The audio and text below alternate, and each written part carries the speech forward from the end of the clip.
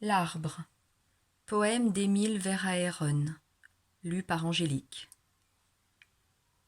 Tout seul, que le berce l'été, que l'agite l'hiver, que son tronc soit givré ou son branchage vert, toujours, au long des jours de tendresse ou de haine, il impose sa vie énorme et souveraine aux plaines. Il voit les mêmes champs depuis 100 et 100 ans, et les mêmes labours et les mêmes semailles. Les yeux aujourd'hui morts, les yeux des aïeuls et des aïeux, ont regardé, maille après maille, se nouer son écorce et ses rudes rameaux. Il présidait tranquille et fort à leurs travaux. Son pied velu leur ménageait un lit de mousse et abritait leur sieste à l'heure de midi. Et son ombre fut douce à ceux de leurs enfants qui s'aimèrent jadis.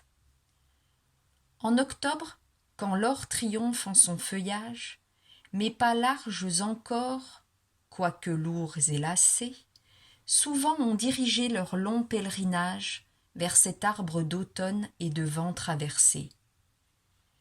Comme un géant brasier de feuilles et de flammes, il se dressait superbement sous le ciel bleu. Il semblait habité par 1 million d'âmes qui doucement chantaient en son branchage creux. J'allais vers lui les yeux emplis par la lumière. Je le touchais avec mes doigts, avec mes mains. Je le sentais bouger jusqu'au fond de la terre, d'après un mouvement énorme et surhumain.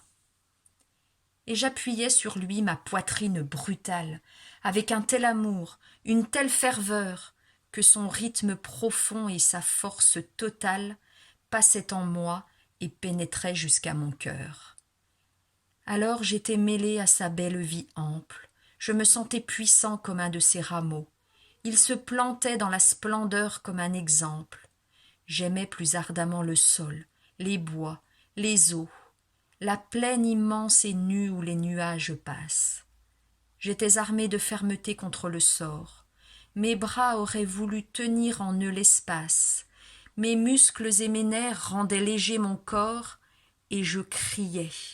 La force est sainte, il faut que l'homme imprime son empreinte, tranquillement sur ses desseins hardis. Elle est celle qui tient les clés des paradis, et dont le large poing en fait tourner les portes. Et je baisais le tronc noueux, éperdument, et quand le soir se détachait du firmament, je me perdais dans la campagne morte, marchant droit devant moi, vers n'importe où, avec des cris jaillis du fond de mon cœur fou.